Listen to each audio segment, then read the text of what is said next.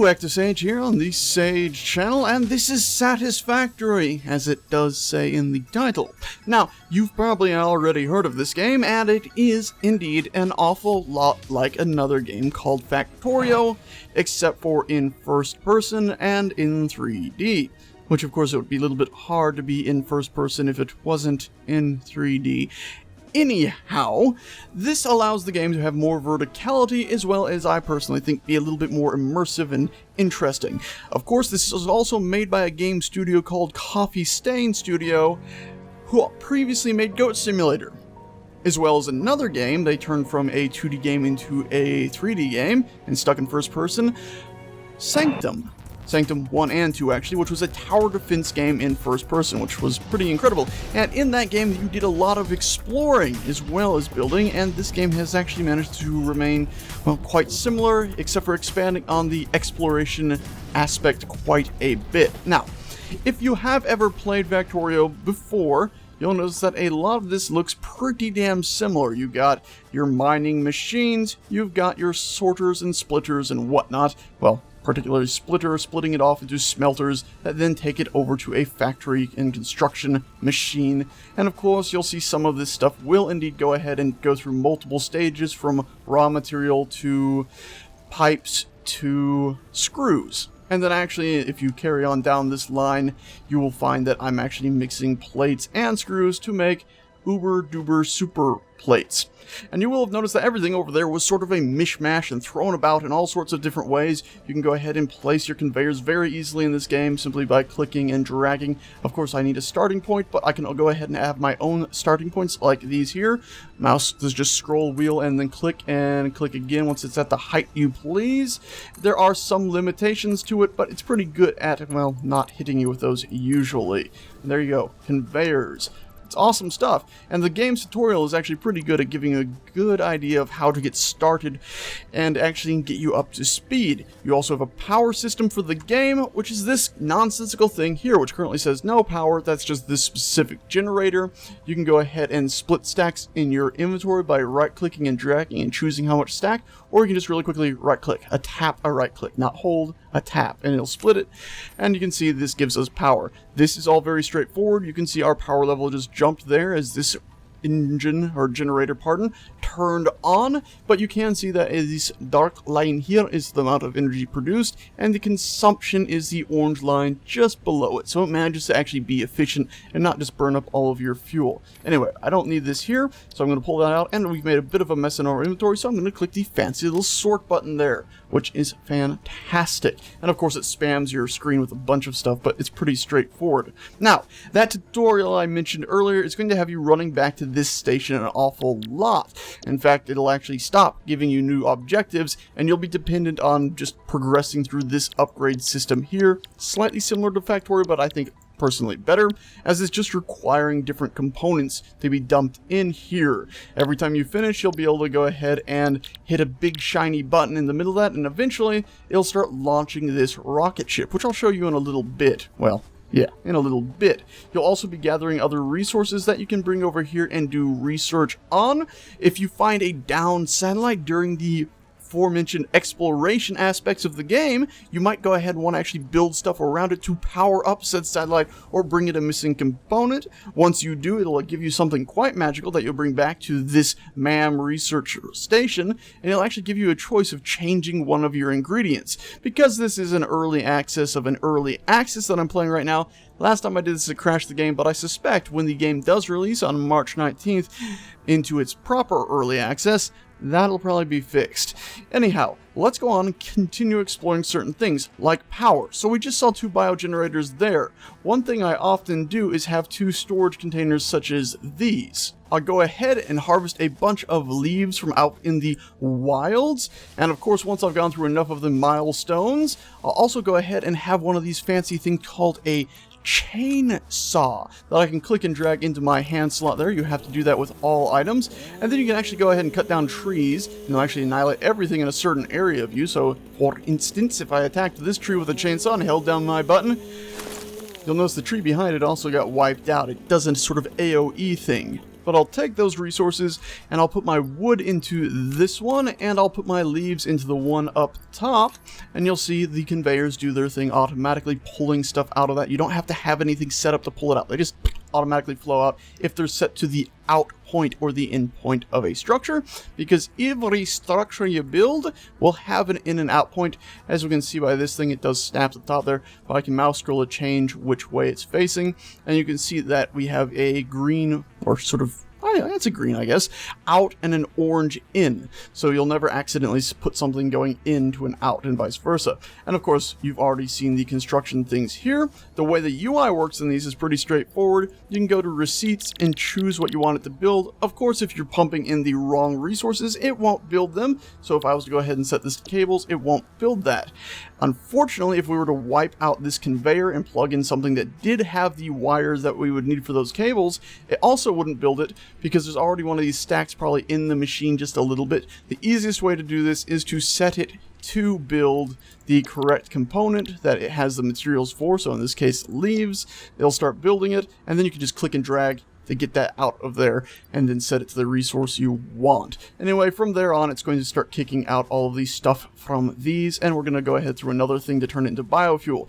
And I mentioned we were going to be talking about power. That's why we're over here. I got sick of just having those two little bio generators stuck on our starting structure, and I went ahead and built myself a fair few of these lovely little things over here. These guys are basically the same exact thing, but hooked up to their own wiring. And you'll notice that I only have 4 things coming off of each of these power towers. It's very important when you set these up to only have 4 coming off of it, because you can't have more than 4. So we have one that's running from the rest of the power systems over to this, and then I fork it to 2. Of course, I could have forked it to maybe one other, but then I wouldn't be able to string it to another tower. So it's just very important that you watch out for the maximum number that you're stringing stuff out. Very, very important. Anyway, heading back to mining, something I forgot to mention earlier, or more of intentionally neglected, since it's covered pretty clearly in the tutorial, are before you get these big mining things, you get these lovely little mining things. A portable miner, which actually doesn't require power. But you can go ahead and place these on any mineable resource, such as this limestone. And by the way, all the mining spots in this game never run out. There might be something on top of it you'll have to manually break first by holding E and chipping away at it. But once that's gone, you can go ahead and place one of these and it'll just mine for eternity. But we have our friendly little miner, and the reason I'm showing you something that is in the tutorial is because it's adorable. Oh, little eye, and then it opens up eyes on every side, its head explodes open, and its legs become a drill. It's pretty incredible. And of course, this is also demonstrating that if you want, you can have the big automated system churning out components, but you could also put these around so you could go through and click and drag and get materials whenever you please out of these as well. And of course, let's go ahead and sort our inventory again. Now, after a while, you might get sick and tired of having power supplies you have to keep on refueling, like these. They have no automated inputs to them. You have to continuously go ahead and grab whatever your fuel is and pop it open, and what I do is split my stacks too. I was using 6 of these at one point, so I continued splitting that until I had 6 even stacks, and then click and drag them in. Once you continue enough research milestones, though, you're going to find that you can mine up coal. And of course, something else covered in the tutorial is this searching system where you hold C, but we can ping, and it'll show us that we should have some coal over here. Ta-da! Notice the absolutely beautiful compass at the very top of the screen. It pings to show you stuff, and there you see we just got more pings. It indicates even the distance of those, so that's 753 meters away. Pretty far, but hey, at least it's not saying this is 10 minutes away, like Hello Games did in their nonsensical game. Anyhow, carrying on down this little catwalk that we built, you can see we have 1,000,001,000,001 more conveyors down here. And this nonsensical mess here is actually one mine and a bunch of splitters, which, by the way, if you start working and you can't find the splitter, it's at a distant milestone, so don't panic. But you'll see that I've split out a bunch of coal into these large smokestack monstrosities, which are coal power generators. So this is where the majority of our power is coming from now, and these can be automatically fed in, so you no longer have to worry about, well, manually running about and feeding stuff. Now, another thing that you will find after a while, and I believe you will have built that big tower I've been ignoring by that point, is that you can go ahead and build vehicles as well as actual foundation pieces like this one, like these stairwells. So if you don't want a confused mix mash like I've been showing off so far, you can of course set stuff up like this. And these ladders here that I'm looking at, believe it or not, these you can climb them up, but they're actually not intended as mainly ladders. They're just another sort of mechanical instrument such as this, where you click and rotate it up to set yourself up. These, if we can find them really quickly, logistics, that makes sense. These guys have a slightly different design, and of course while we're on here, everything's going to snap to 90 degrees, but over here we can see they stack.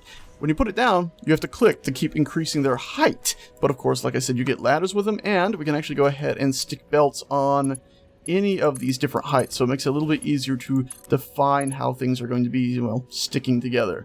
Let's see, I don't have any more concrete, so we can't actually build that right now.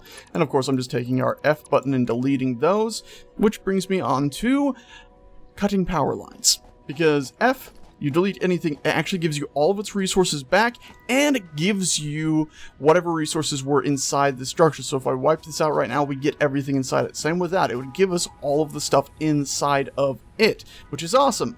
But be aware, if you have a full inventory, you'll drop it on the floor, which actually is also awesome because it means it's not just vaporizing materials. But something I wanted to point out while I'm on this strange tangent is that power lines. You can delete specific power lines. So if, like when you're setting these up, you go ahead and do hook in from the other one to 2 of the generators and then to a 3rd and realize, oh no, I needed to carry on, you don't have to delete the power pole like I originally was. You can just aim at the wire and delete it. Anyway, enough of that. What I was about to talk about was the ability to build stuff on these grids, on these foundations, which again, like I said, usually snaps things to 90-degree angles, but also allows you to build walls and other things like all of this nonsense I have here, which can probably be best demonstrated if I climb this ladder and look back down on it. Ta-da! We have an assortment of walls and conveyors that you can actually send through those walls back and forth. So you can get all sorts of windy things, or if you have machinery in there, more easily control which way all of your conveyors are going. I think it's also pretty damn beautiful looking if you do decide to make things like this, but personally I like my chaos pretty well, but I'm sure in the future I'll end up building more things. Now, I did mention you might not be able to access some of this stuff until you build that big tower, which isn't really a tower, it's a space elevator. It's a big tether going straight up there. That's just a milestone in its own right, and then after that, instead of having the milestones back at the other upgrade thing, which you will actually still have some there, you'll have these here where you'll have to put resources in and then pull the big fancy lever down to send it up into space, which will then unlock more milestones. Now, these walls I have looked at here, I'd like to point out I built a beautiful tower out of them, and what we could do is go ahead and run around the stairs inside it right here for about, I don't know, 2 minutes to get up to the top floor, but I don't really want to do that, so we'll just go ahead and do this, quickly get ourselves down, and run on top of this thing, which shoots us up into the air, which is a great way to get around. And of course, if you land on it again, it'll just fire you again, which is nice. But we can go ahead and hopscotch our way all the way up to the top of the tower in seconds. And usually I take very minor damage or none at all if I've, well, spaced it out correctly. So from this vantage, you can see the beautiful confused factory that I have set up all over the place. It's not exactly the most efficient thing ever, our old dead power thing, and oh, what's that? A rover in the distance driving itself around. So we'll go check that out now. I'm gonna hop off here into this, what looks like blue, but it's actually green puddle of stuff. Yeesh. And that of course breaks our fall, making it very easy to go up and down without having to worry about fall damage. So this structure over here is actually where you pump your fuel into this, and then your resources into this, and then resources come out of that. You'll actually see that they have little dots to sort of indicate in, and arrows to indicate out. It's actually a nice little subtle thing, which sometimes you can miss, but it's there on everything. Anyhow, the reason why you'd be pumping stuff into this is because it's actually a truck stop. So if we were to climb up top, we'll see a truck coming back in a minute, and I'll actually try to jump on top of it. And you can see it's full of all this copper. Now, where's that copper coming from? Obviously, the truck is dropping it off and then pulling it out and refining it in a multi-step process. You can also see a fuel thing if you put fuel into that, or if you have it coming into the conveyor into that. Every time the vehicle comes by, it'll automatically fill the vehicle back up with fuel. And here it comes actually right now. So we'll go ahead and hop on top of that, and you'll actually see that, well, if we don't miss our jump, this thing will have a little arm that'll come down, deposit something into it, and it'll drive away. The timing's a little tiny bit off, but it does usually work. Oh god, please. Okay, we made it. Cool. So, there you go. You can see the arm. Actually, it looks like it's already done its thing. But now that we're on top of it, we could, of course, take it over and drive it around. We can do that anytime we want, and as soon as we hop back out, it's going to go back into automatic mode and drive away because I'm no longer on top of it. Oops.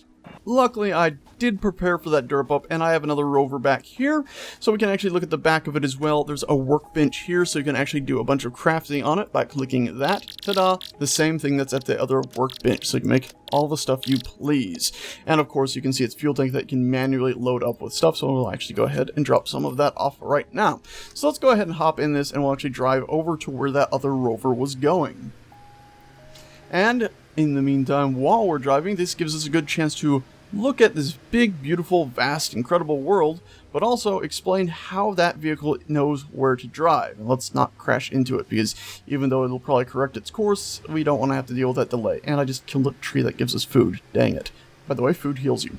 Anyway, the way you would navigate, order your vehicles to navigate is press C. And instead of pinging for ore resources, you go ahead and say, start recording. Bloop. And you'll see now it's spitting out these little blue triangles behind us. And the general gist is if you make a full circle, it'll automatically keep following that. So if we go to, let's say, right here, and we say finish recording, and then we go ahead and say enable autopilot, and by the way, you just aim at it and then release. You don't have to actually click.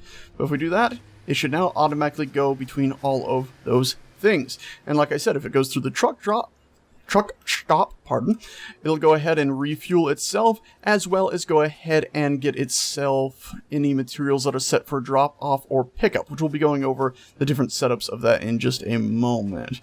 Now let's go ahead and hop back in this vehicle. So it doesn't just continuously do a loop around us. And if you don't want to see those triangles, all you gotta do is say hide path nodes. Ta-da, gone. And let's also disable autopilot, so when I jump out of this, it doesn't automatically try to get back here, which it will go in a straight line, and that can be slightly problematic at times. Anyway, coming down here, we have another copper mine with one of the truck stops set up. And I'm gonna try to park this. Alright. Let's not have it stuck on its side. Let's not have it oh. Well, that's a new piece of magic. Never had that happen before. And no one flying away. Right. Great. Well, at least it's out of the way now. Okay, so anyway, this is just a simple mine setup, pumping stuff out through a smelter, and then, like I said previously, you got your end point there, and then you got coal here, which I'm powering the one that's driving around everywhere with coal. And of course, it just refuels it when it comes by, and then drops off whatever resources coming in there. The other one, again, is for the output. And this coal is just coming from those same coal mines that we showed earlier with all of our power stuff way over there. You can run your power lines, which is what this is to power it, and your conveyors over quite the long distance. You don't have to worry about it running out of distance, which is pretty dang awesome. So anyway, here comes this guy. He crashes. This is a good chance to show the fact that it does drop resources off. It misses the vehicle, but don't worry, it still actually gets inside. And it's a good chance to show off the fact that the vehicle does auto course correct. So even though it crashed, it still knew to back up and get itself going again, which is, I think, is pretty damn awesome. What? Suddenly daytime? Suddenly somewhere else? I forgot to show it off. This button right here switches what it actually does. Does it drop it off? Does it take it all? You got your take all, store all buttons for your actual inventory, but this is a specific guide for if you want to actually set it to take stuff out of the vehicle that drives by or put stuff in. Anyhow, with that said, we have a few other little things to look at in the game. Mainly dangers. Since even though it's a pretty dang beautiful world, you can see over there we got some green smokes that if you run into those will hurt you. Not sure there's any point of it, but there are some other things to find. So as demonstration, I've come to another little area, and I know there's a hostile bug plant thing here, which I have no idea what its purpose is. All I know is it's usually quite cruel, and you can't kill it. I've tried zapping it, I've tried shooting it, I've tried, well, quite a few things, including a chainsaw, and none of that worked on it, but you can see it was hurting us there. And of course, your main weapon, as the tutorial will tell you, will be this little zappy stick, which is a great amount of fun. We'll go show you most of the enemies you'll be fighting. of which the gigantic potato in front of us is not one of them. That's just a giant walking potato. Completely peaceful and apparently unkillable, as I did shoot at it for a while and it did absolutely nothing. But, dead ahead, these little rambunctious fellows are not quite as peaceful as the potatoes. These guys love to charge at you and love to cause you trouble. Luckily, you can go ahead and side strafe them fairly easily with a little bit of sprint and forward motion, and you can go ahead and have yourself a little fight with them. Now, of course, if you should die, don't you panic. Your inventory will drop in a lovely little box you can pick up. Oh my, they're quite quick today. Oh, I got one zap in. Yep. And if you ever think your zapper has run out of energy, don't worry, give it a second and it'll zap again. Oh, jeez, that was close. Zap. Zap. Oh, I missed somehow. Oh, and he got me. Set me flying. And he got me again. Oh, come on. Let's not die here. Ooh. Okay, quick combat. Sorry if you got motion sickness. There we go, one down. That'll give us a carapace. You can use those for crafting materials as well as research back at base. There we go, defeated. Nice and easy. And I believe I showed you the researching thing earlier, so that's just something you'll research. And once you actually get enough of those, you'll have to do one research stage with them and then a bunch of others. You'll upgrade to this guy, which is basically a bolt thrower. And it shoots bolts. And of course we could go ahead and use our workshop here. If we carry the materials with us, we can go ahead and just make more ammunition for that right away. And as I was saying, you can also use those alien carapaces to make biomass. Ta-da! And then of course we could go ahead and make more biofuel out of that biomass right away, so you can keep on exploring forever.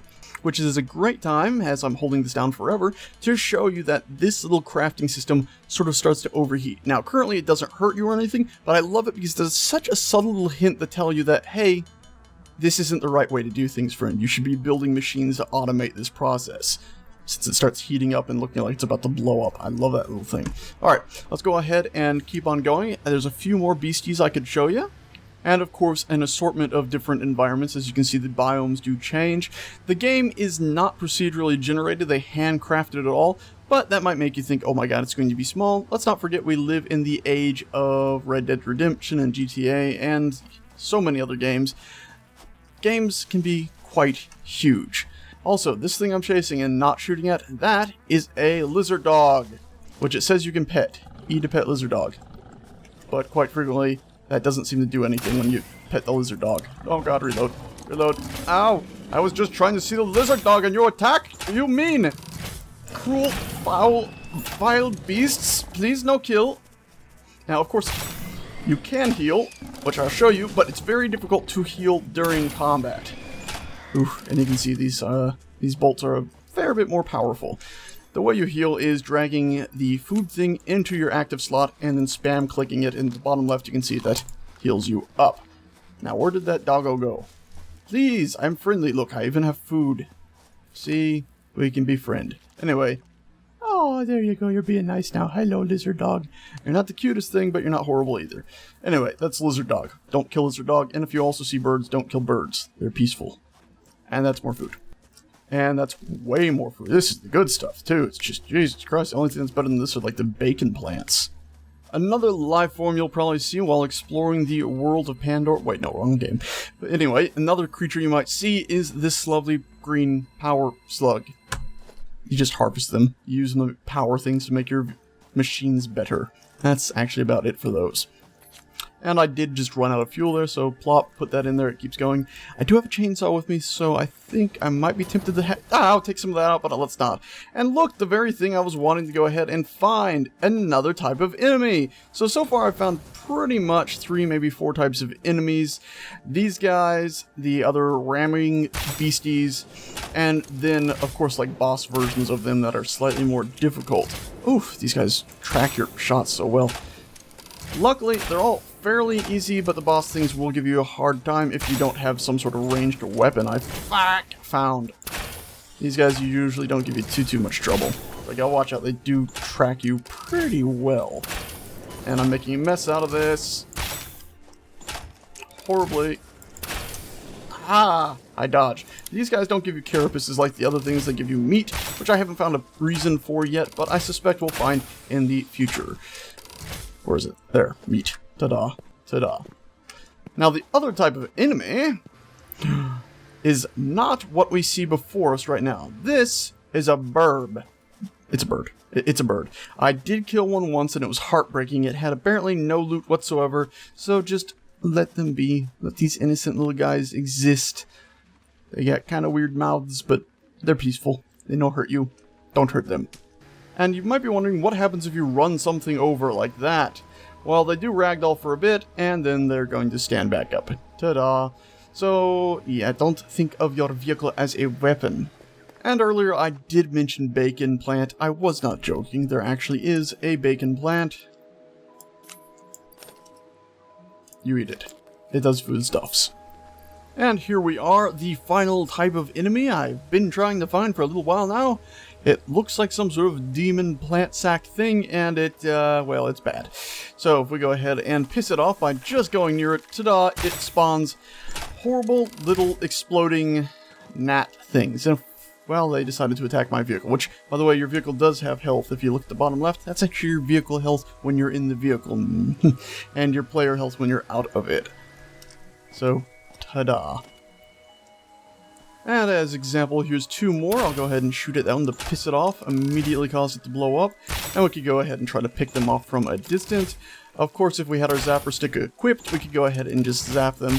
I personally do hope that when the full game, well, when it fully releases into early access, we'll go ahead and be able to double-click items in our inventory just to either transfer them to other inventories or go ahead and just equip them.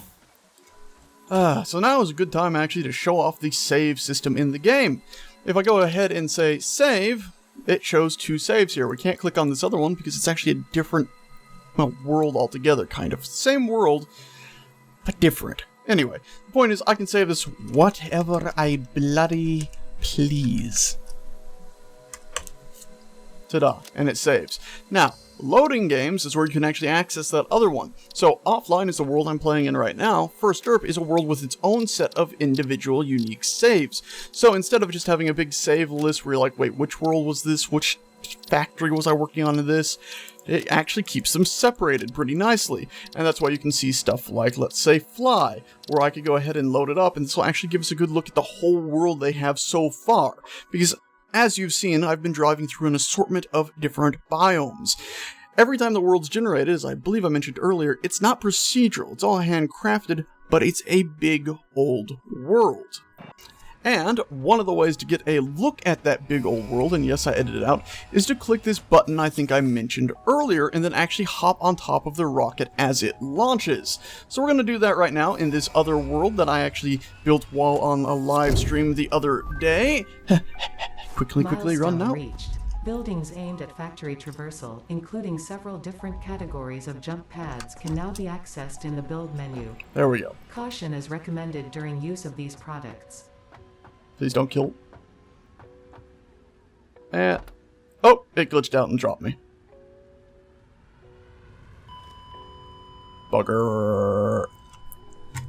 Recommended during use of these products. Uh-oh. No kill. Please no kill. No! They changed it. They must have patched it. Stream footage! Ooh.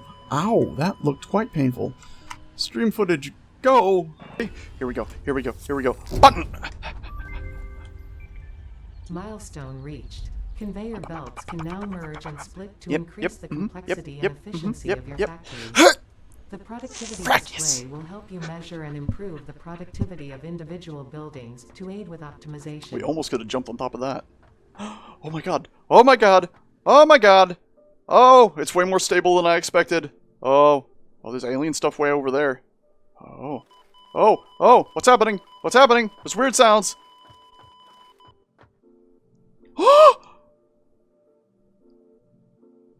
I don't think I'm dead. I've become a god.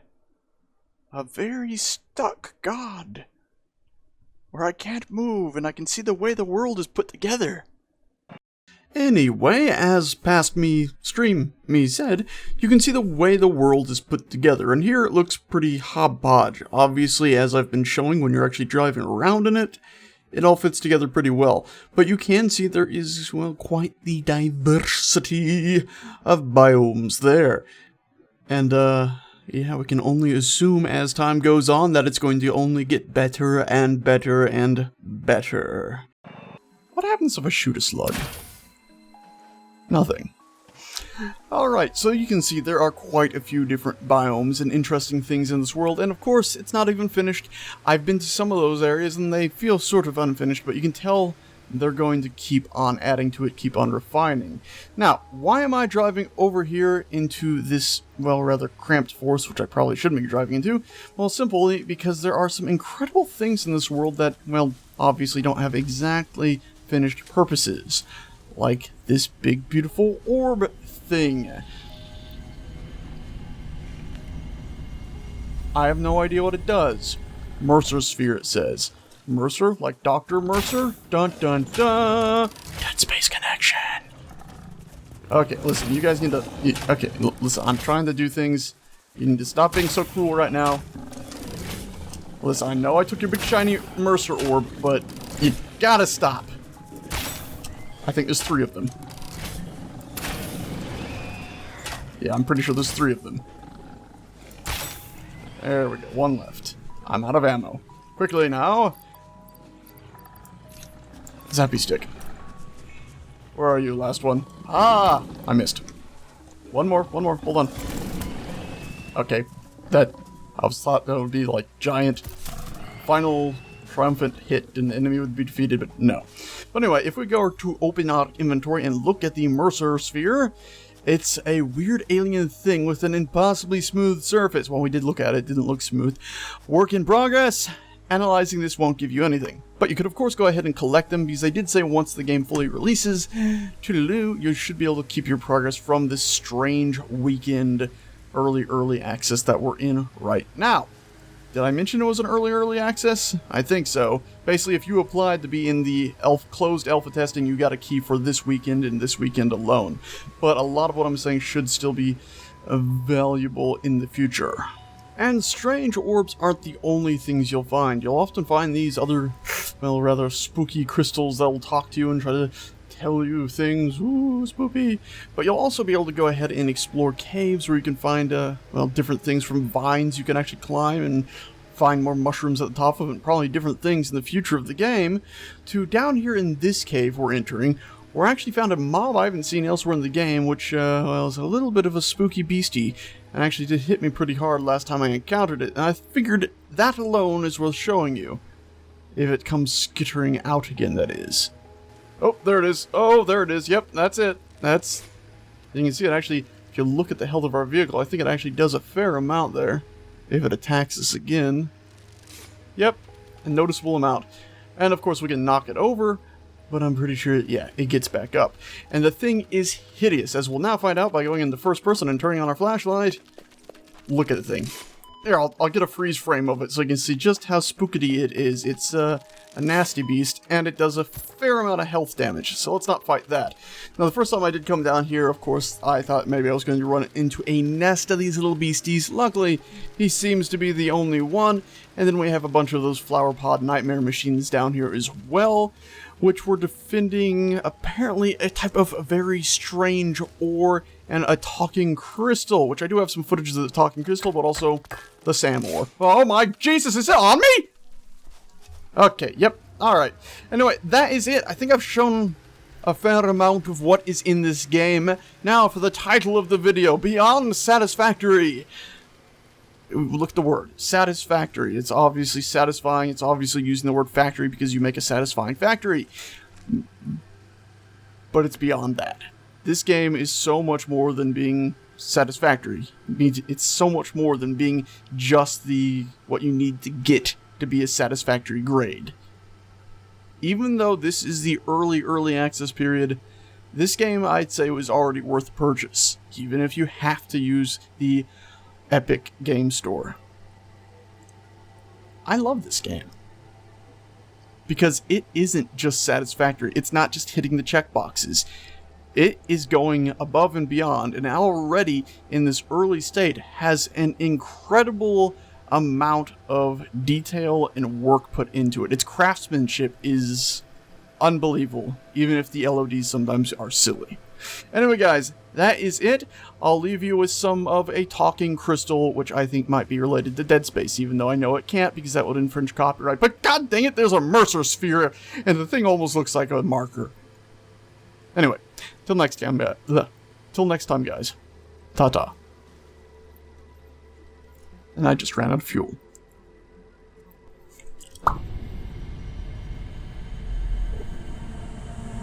Harvest it. Comply. Harvest